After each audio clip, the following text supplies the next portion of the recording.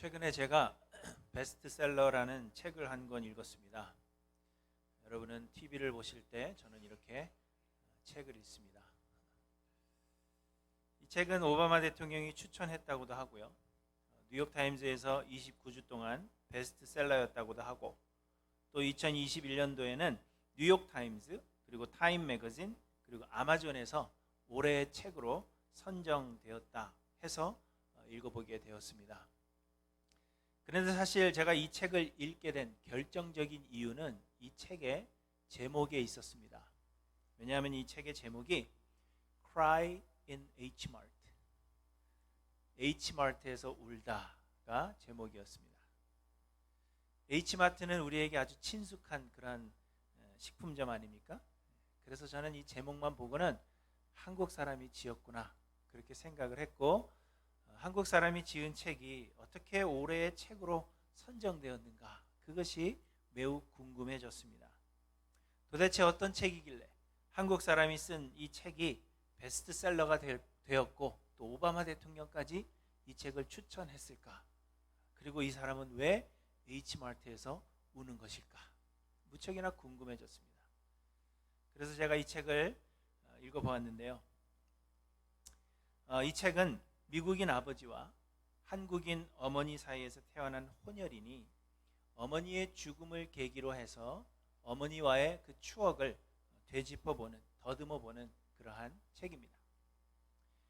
그래서 본인은 아직 한국말이 서툴고 또 완전한 한국인이라는 그러한 정체성을 가지고 있는 것은 아니지만, 그럼에도 불구하고 엄마 때문에 H마트에만 가면 엄마 생각이 나서 눈물을 흘린다, 그러한 내용입니다. 저는 여기서 이 책을 여러분에게 홍보하려는 그러한 것도 전혀 아니고요. 또 제가 말씀드리는 것이 이 책의 주된 내용도 아닙니다. 그리고 저는 이 책을 평가하려는 것이 아니라는 것을 여러분 좀 알아주셨으면 좋겠습니다. 왜냐하면 설교에 이렇게 책을 소개한다든지 어떤 예화를 소개를 하면 설교의 주제는 다 사라져버리고 이 책만 여러분의 머릿속에 남기 때문이에요. 그래서 나중에 이 책을 읽어보고는 그런 내용이 아닌데 왜 목사님 그렇게 말씀하셨지? 라든지 별로 재미도 없는데 왜 읽으라고 우리한테 그렇게 얘기를 하셨지? 이렇게 얘기를 하시면서 목사님 좀 이해력이 떨어지는 거 아닌가? 이렇게 말씀하시는 분들이 열이면 한두 분은 반드시 있더라고요. 그래서 제가 미리 말씀드리지만, 저는 이 책에 대해서 말씀드리는 것이 아니라 이 책의 저자가 얘기했던 몇 마디에 대해서 좀 설명을 하려고 하는 것입니다. 이 저자의 어머니가 암에 걸려서 이제 투병 생활을 하고 있을 때 한국에 있던 가족들과 또 저자의 어머니의 지인들이 복음을 전하고는 예수님을 영접할 것을 권했다고 합니다. 그런데 이야기를 전해들은 이 저자는 이렇게 생각을 합니다. 신이 있다면 어머니를 이렇게 고통스럽게 내버려 둘 리가 없어. 그래서 신은 존재하지 않는 거야. 신이 있다면 우리 어머니같이 이렇게 사랑스러운 분을 이렇게 고통스럽게 내버려 둘 수가 있어? 그렇게 생각하며 하나님의 존재를 부인하게 됩니다. 하지만 임종을 앞두고 이 저자의 어머니는 예수님을 영접합니다. 그런데 이상하게도 어머니가 돌아가신 뒤로부터 이 저자의 하는 일이 다 잘 되는 것입니다. 저자는 무명 밴드에서 노래하는 무명 가수였는데요, 어머니가 돌아가신 뒤로는 유명해져서 전 세계로 투어를 다니는 그런 유명한 밴드가 되었습니다. 그리고 틈틈이 쓰던 글들이 잡지에 실리기도 하면서 점차적으로 유명세를 타기 시작한 것입니다. 그래서 책에서 저자는 어머니의 고향 한국에도 가서 공연을 했던 그러한 이야기를 쓰고도 있습니다. 그래서 이 저자는 자신의 성공에 대해서, 내가 성공하게 된 이유가 무엇일까, 그것에 대해서 책에 이렇게 기록합니다. 만일 신이 존재한다면 엄마가 신의 목이라도 졸라서 내게 좋은 일들이 일어나게 해달라고 요구했을 게 틀림없다. 하필 우리 모녀 사이가 막 좋아지기 시작했을 때 우리를 만신창이로 만들어버린 신이라면 절대로 내 몽상이 실현되게 할 리가 없을 테니까. 무슨 얘기인지 아시겠어요? 신이 존재한다면 엄마를 병에 걸리게 하고 또한 병중에 고통스럽게 내버려 둘 리가 없다는 것입니다. 더군다나 저자는 사춘기를 겪으면서 엄마를 많이 힘들게 했는데 이제 막 엄마와의 그 관계가 좋아지려고 할 때에 엄마를 암에 걸리도록 내버려 두는 것을 봐서는 신이 없는 것이 분명하다, 그렇게 확신하고 있는 것입니다. 하지만 만약 그러한 신이라도 존재하는 것이라면 엄마가 죽은 뒤에 신을 만나서 신의 목을 조르면서 자신에 대하여 부탁했을 것이 분명하다는 것입니다. 그리고 신은 엄마를 아프게 내버려두고 자신과의 관계를 엉망진창으로 만들어버린 그것에 대한 미안한 마음 때문에 자신이 성공하도록 도와주었을 것이다 하는 것이 이 저자의 생각입니다. 그런데 여러분, 이것이 저자만의 생각이 아니라 사실 보통 사람들의 하나님에 대한 생각입니다. 사람들은 하나님을 인정하려고 하지 않습니다. 그리고 그 이유는 자신들의 생각대로 일이 되지 않기 때문입니다. 신이 존재한다면 악을 그냥 내버려 두지 않았을 텐데 자신의 생각과는 다르게 세상에 악이 판을 치는 것을 보면서 하나님은 존재하지 않는다, 그렇게 하나님의 존재를 부정하게 되는 것입니다. 또 신이 존재한다면 나같이 선량하고 선한 사람에게 복을 주는 것이 마땅한데 그렇지 않은 이 현실 때문에 하나님의 존재를 부정하게 되는 것입니다. 그러나 여러분, 이미 여러 번 말씀드린 대로 내 생각대로 움직이고 내 생각에 맞는 그러한 신이라면 그는 신이 아닙니다. 우리는 종종 신을 우리와 같은 인간으로 생각합니다. 그래서 신은 이러해야 한다, 신이 존재한다면 이렇게 해야 한다, 그렇게 생각하며 신을 내가 만들어 놓은 프레임, 곧 내 생각 속에 넣으려고 하는 것입니다. 그리고 그 프레임 안에서 벗어나게 된다면, 내 생각에서 조금이라도 벗어나게 된다면 신이 아니라 그렇게 단정지어 버리는 것입니다. 그러나 여러분, 하나님은 우리와 같은 사람이 아니심을 여러분 기억하셔야 합니다. 하나님은 우리를 비롯하여 온 세상을 만드신 창조주이시오. 하나님은 우리의 생각보다 훨씬 크신 분이십니다. 하나님은 우리가 생각하는 그 범주 안에 혹은 우리가 만들어 놓은 프레임 안에 국한시킬 수 없는 분이십니다. 하나님은 무엇이든 원하는 것이 되실 수가 있고 무엇이든지 하시고 싶은 일을 하실 수 있는 것입니다. 그 누구도 하나님께 신은 이러해야 한다, 그렇게 경계를 정해줄 수 없는 것이며 왜 이렇게 하셨느냐 하나님 앞에 반문할 수가 없는 것입니다. 하나님의 이름을 묻는 모세에게 하나님은 나는 스스로 있는 자라 그렇게 말씀하셨습니다.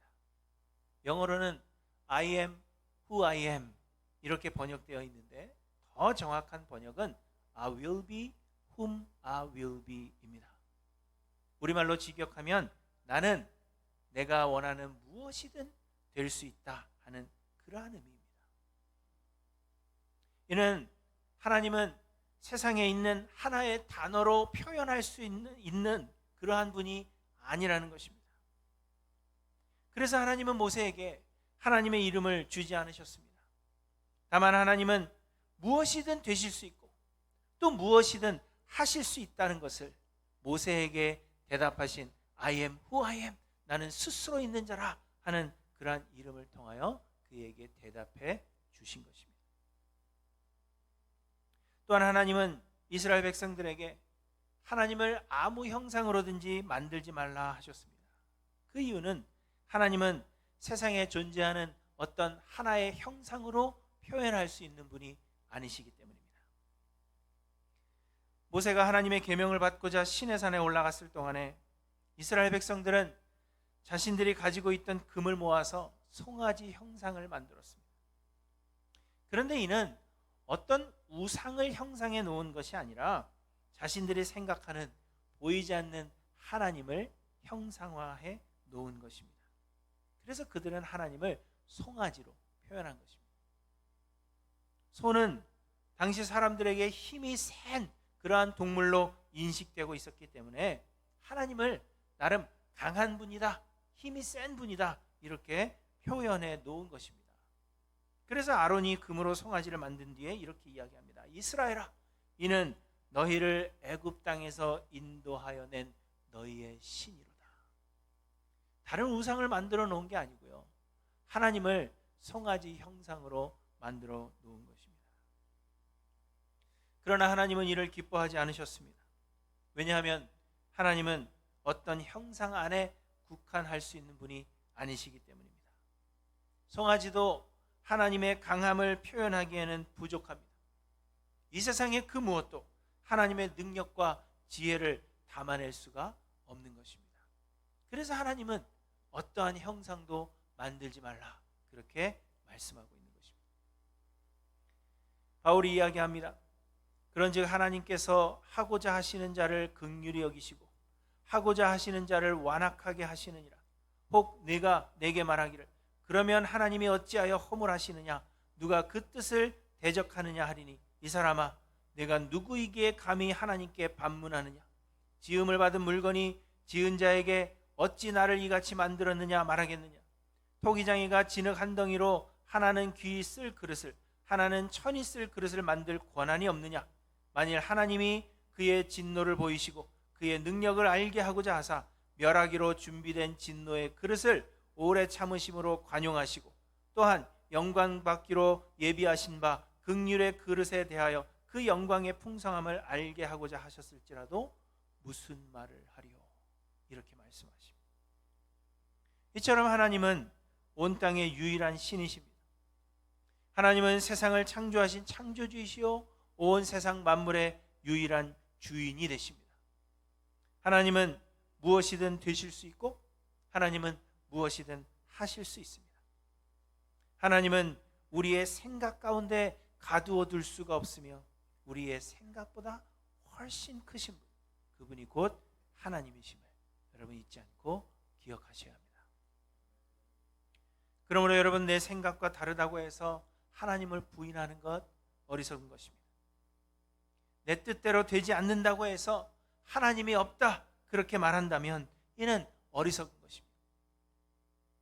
하나님이 내 마음의 소원대로 일하셔야 하며 내가 하나님을 뜻대로 조종할 수 있다, 그렇게 여긴다면 이는 어리석은 것이요, 우리가 하나님을 외면한다고 해서 하나님의 주권에서 벗어날 수 있다, 그렇게 생각한다면 이는 아주 큰 잘못을 저지르고 있는 것입니다. 대신에 여러분, 그러므로 우리는 하나님의 주권에 굴복해야 하는 존재들입니다. 내 생각대로 되지 않고 내 뜻대로 되지 않을 때, 그렇기 때문에 하나님은 없다, 혹은 하나님은 선하지 않다, 그렇게 하나님을 부인할 것이 아니라 주관자 되시는 하나님 앞에 겸손히 엎드리며 하나님의 뜻이 이루어지기를 소망할 뿐이 아니라 하나님의 긍휼하심의 은혜를 간구해야 하는 존재임을 오늘 본문이 우리에게 말씀해 주시는 것입니다. 하나님은 애굽의 멸망을 예언하셨습니다.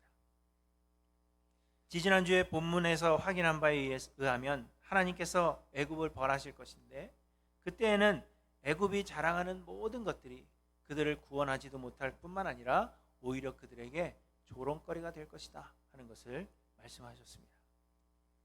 하나님께서 애굽인들을 격동하실 것이요, 그래서 애굽인이 각기 자신들의 형제를 치게 되며 이웃을 쳐서 자멸하게 될 것을 말씀하셨습니다. 그들이 자랑스럽게 여기고 심지어는 신으로 섬기기까지 하는 나일강이 마르고 그것이 슬픔의 근원이 될 것임을 말씀하셨고, 애굽의 지혜가 오히려 어리석은 것이 되어서 그날의 애굽이 부녀와 같을 것이라, 그들이 만군의 여호와께서 흔드시는 손이 그들 위에 흔들림으로 말미암아 떨며 두려워할 것이라, 이렇게 말씀하십니다.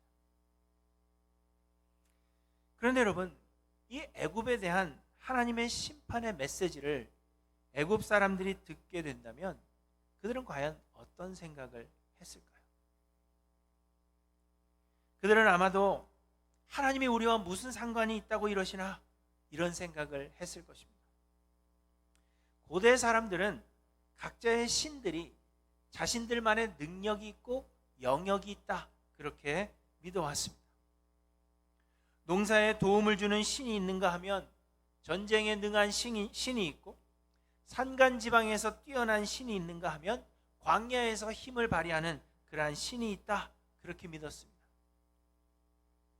그리고 애굽을 다스리는 신이 있는가 하면 아람이나 모압을 다스리는 신이 있고 이스라엘을 다스리는 신이 따로 있다, 그렇게 믿었던 것입니다.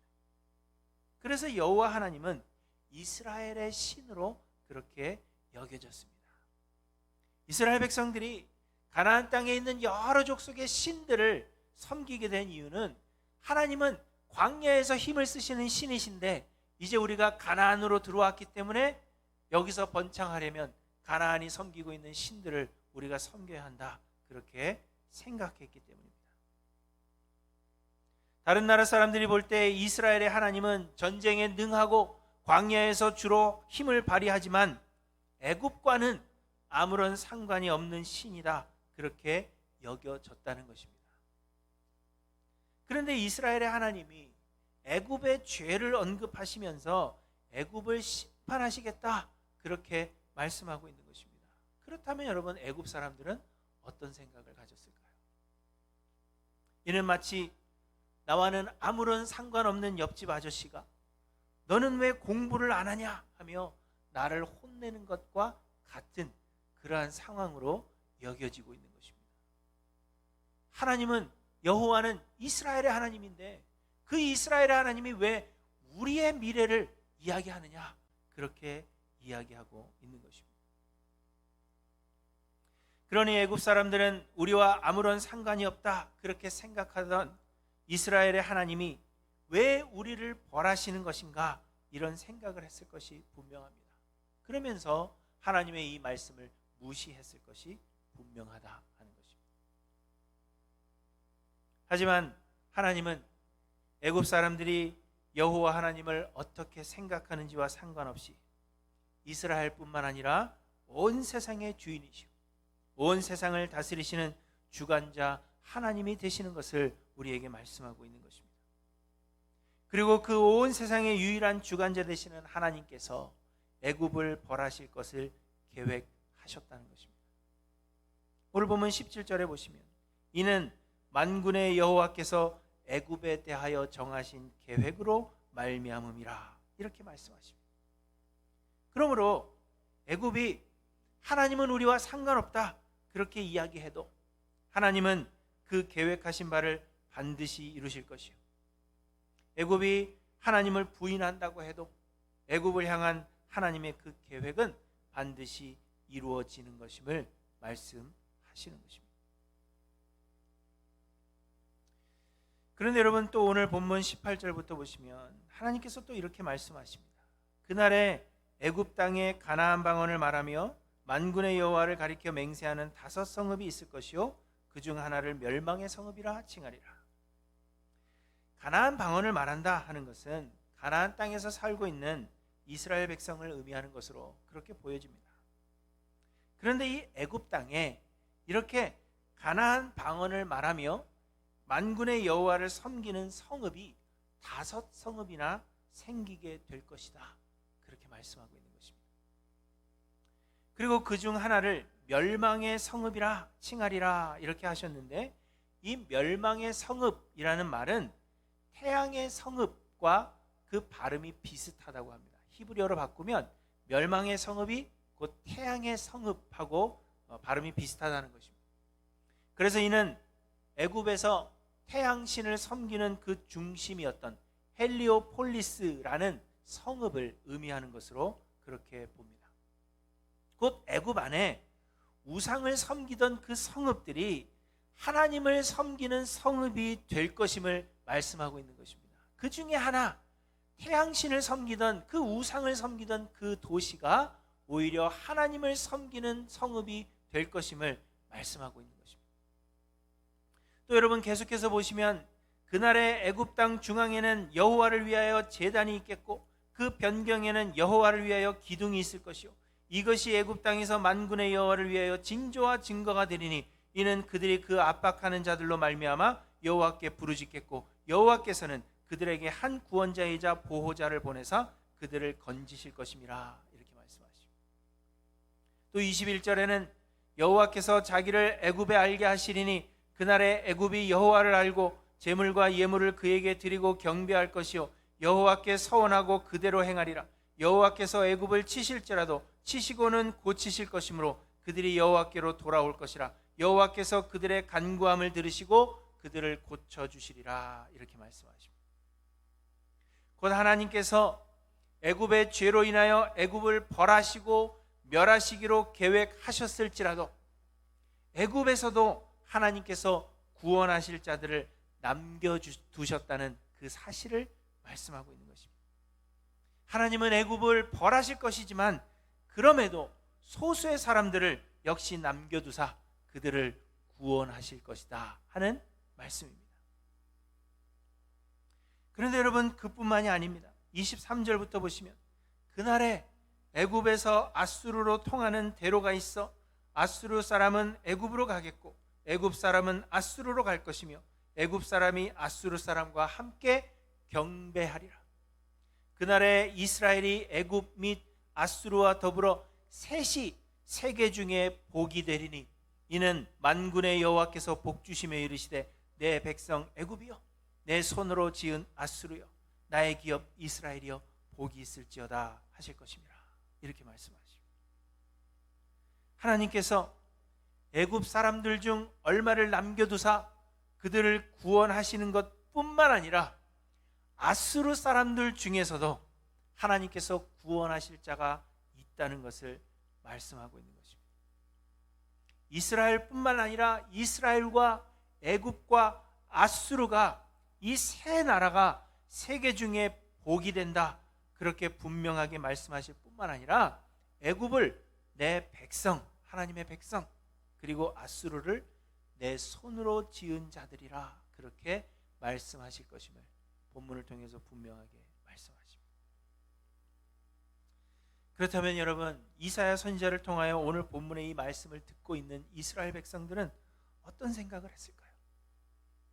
여러분들이 이스라엘 백성이라면 하나님께서 애굽을 그리고 아수르를 구원하시겠다 그렇게 말씀하시는데 그 하나님의 말씀을 듣고는 여러분 어떤 생각이 들겠습니까?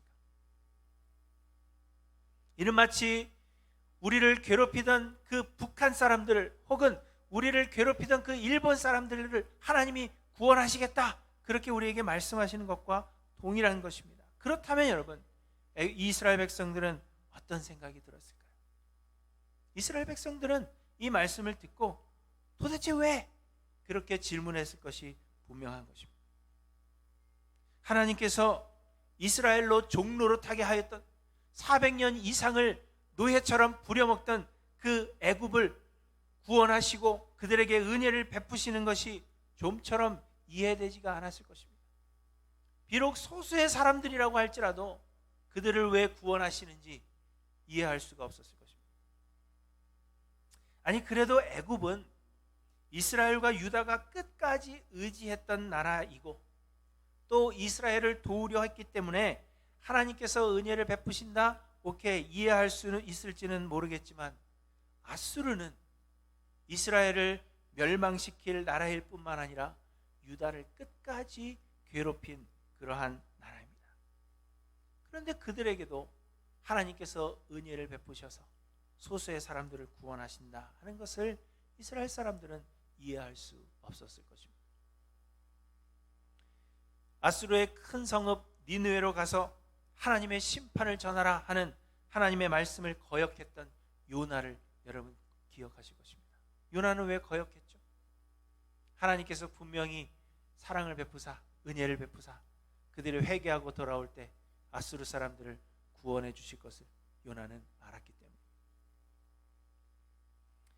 그러나 여러분, 이것이 하나님의 계획이라면 이는 반드시 이루어진다는 것을 우리에게 말씀하시는 것입니다. 우리는 하나님의 계획에 대하여 왜 그렇게 하셨느냐 반문할 자격이 없는 자들입니다. 우리는 그러한 위치에 있는 사람들도 아니며 하나님은 무엇이든 뜻대로 하실 수 있는 유일한 주관자가 되신다는 것을 말씀하고 있는 것입니다. 그러므로 여러분, 우리가 우리의 생각과 다르기 때문에 하나님을 인정하지 않는다고 하더라도 하나님은 그 계획하신 바를 반드시 이루실 것입니다.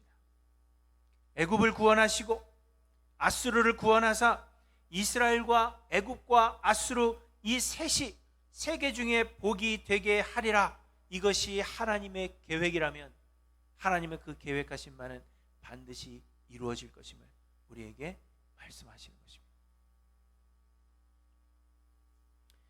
우리 사람들은 예기치 못했던 일이 일어나면 왜 이러한 질문을 던집니다. 아주 오래전에 김춘근 박사님이라는 분이 Why Me라는 책을 쓰셨습니다. 이것도 기독교인들 사이에서 베스트셀러였는데 아마 읽어보신 분들이 많을 거라고 생각이 됩니다. 이 김춘근 박사님이 37세 나이에 간경화와 간염으로 사형 선고를 받게 됩니다. 그때 하나님께 Why me?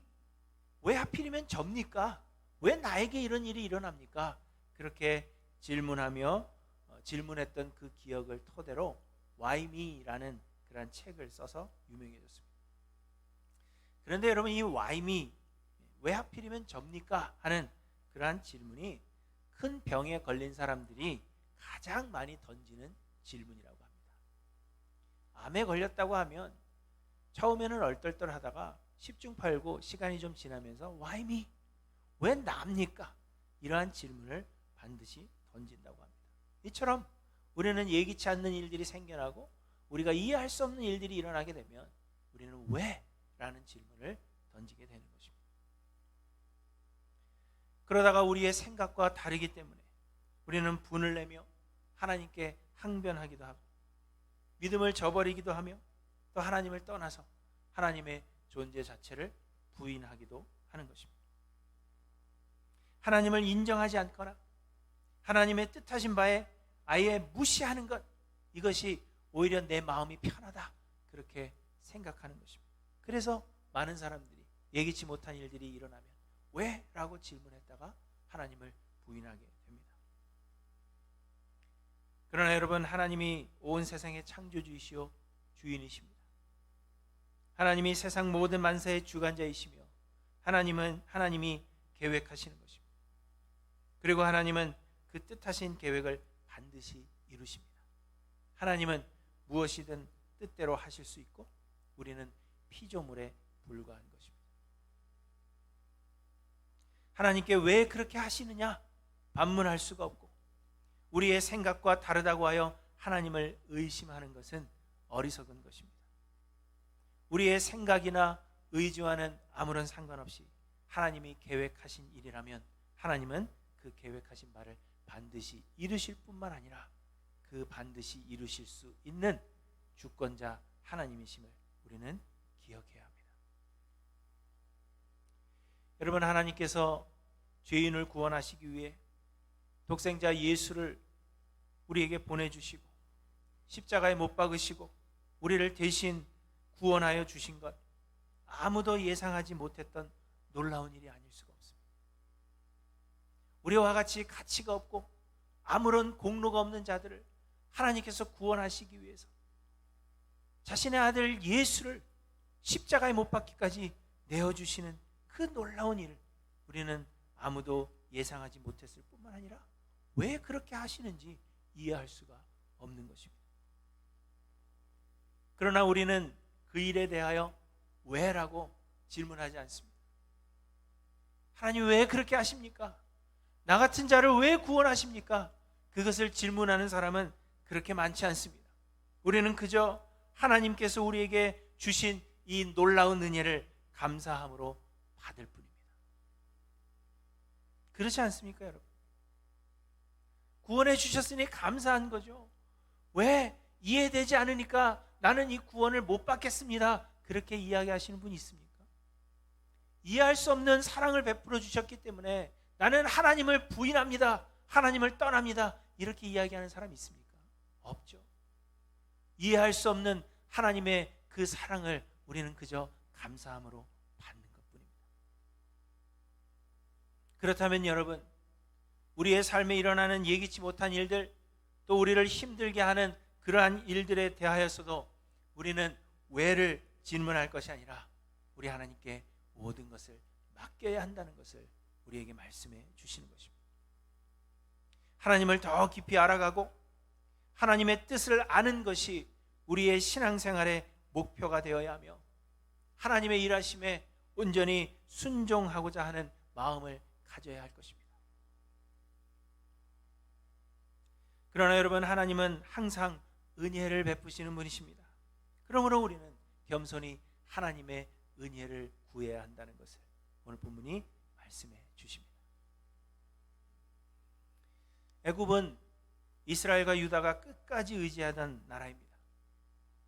그러나 하나님은 그 애굽마저도 심판하시며 애굽마저도 하나님의 은혜를 구해야 하는 피조물에 불과한 나라임을 말씀하사 애굽을 의지하지 말라, 그렇게 말씀하시는 것입니다. 아수르는 이스라엘을 비롯한 주변의 여러 나라들을 멸망시킨 나라일 뿐만 아니라 유다를 끝까지 괴롭혔던 그러한 나라입니다. 그러나 이 아수르마저도 하나님의 계획 가운데 있는 피조물에 불과한 나라임을 말씀하사 아수르를 두려워하지 말라, 우리에게 말씀해 주시는 것입니다. 2년이 넘게 계속되어 오고 있는 코로나 팬데믹, 또 어수선한 사회적인 상황, 러시아의 우크라이나 침공, 그로 인한 전 세계적인 혼란, 한국의 정치적인 상황, 여러분, 이러한 것들을 온전히 이해하고 있는 사람은 우리 중에 과연 몇 사람이나 있겠습니까? 우리는 왜 이러한 일들이 우리에게 일어나야 하는지 알 수가 없습니다. 그러나 여러분, 분명한 것은 이 모든 일들이 하나님의 주권 아래 있으며 하나님은 그 계획하신 바를 반드시 이루신다는 것입니다. 그리고 하나님은 그 계획하신 바를 이루심에 있어 하나님께서 택하신 우리들에게 은혜를 베푸신다는 것입니다. 그러므로 여러분, 두려워하지 마시고 세상을 의지하지 마시기 바랍니다.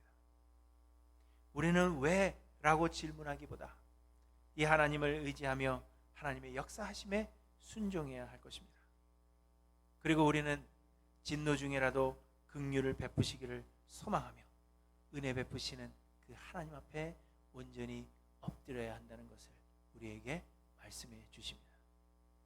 사랑하는 성도 여러분, 매 순간 하나님의 주권을 인정하고 하나님께 순종하며 하나님의 은혜를 간절히 간구하셔서 하나님께서 남기시는 하나님의 사람들 모두 되시기를 주님의 이름으로 간절히 축원합니다. 기도하십니다.